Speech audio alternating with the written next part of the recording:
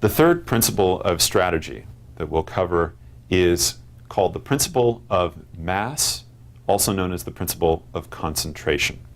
It's very simple. What you want to do is find the most decisive point and then summon all of the mass that you have available, concentrate all of your force on that decisive point. Don't get distracted with a bunch of different things. So we can describe this principle in a command as an imperative. So we might summarize it this way. Concentrate the effects of your operational power on the decisive place and time. What examples can I give you of this principle in action?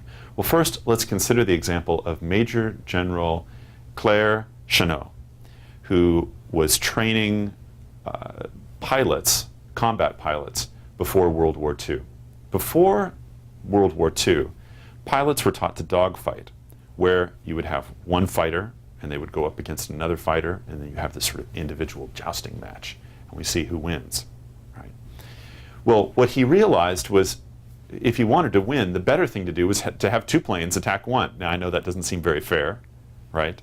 But it works, and so that's what they did, is they started taking these planes and having them operate together, where they would actually protect each other. And this led to the air strategy that America had during World War II, which turned out to be much more effective. But another example that I could give you is the example of Colonel Chamberlain in the Battle of Gettysburg.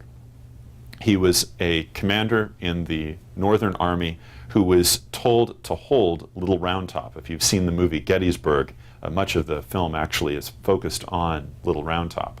Well, Chamberlain understood that that was the decisive point of the battle.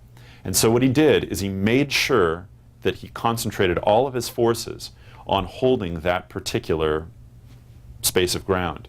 And he also understood that he had to hold it to the last man, which made him make a decision about concentration, right? Human life is very valuable, but he is in a war where many more people are depending on his faithfulness and the faithfulness of his troops beyond just their limited situation. So he made the decision that they were going to hold this at all costs. That kind of decision is a decision of concentration or mass. And they held it even to the position of, when they ran out of ammunition, doing a bayonet charge, right? Which is a very scary and terrible thing.